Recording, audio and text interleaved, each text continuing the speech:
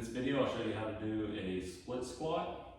So we've got a box, anything will work, but we want to make sure that we're a little bit off the floor. I don't like using a bench or a bigger box where you're 18 or 20 inches off the floor.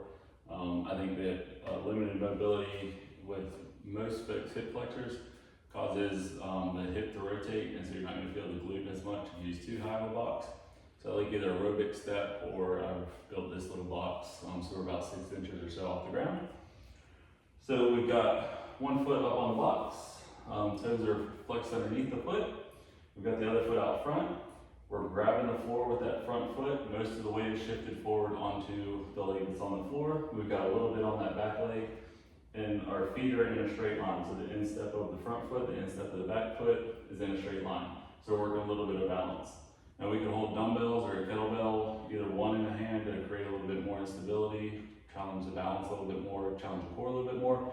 Or you could have 2 weights, work a little bit more on power, really ground yourself so you're working on that drive coming up. So either one works. I'm going to do body weight today, just so I can use my hands as I'm talking. We're first going to engage the core. We're keeping the hip tucked under so that we feel that glute working on the front foot. As we drop down, we're making sure that we keep that core locked in. The knee goes down and back slightly. So the knee, hip, shoulder, you're trying to keep that in a nice straight line as you drop down into that lunge. The front knee doesn't push forward, so we're keeping the weight in the heel of that front foot as we come down. You're coming down somewhere around a couple inches off the floor with the knee, about 90 degrees at the knee on the front.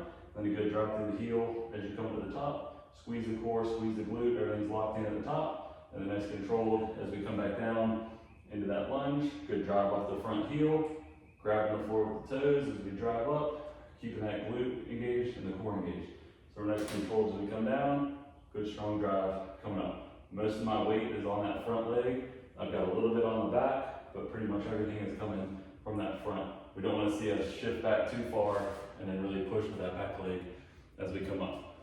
You do however many reps you're aiming for on that first leg, and then you match it up on the second. If you got any questions, just reach out.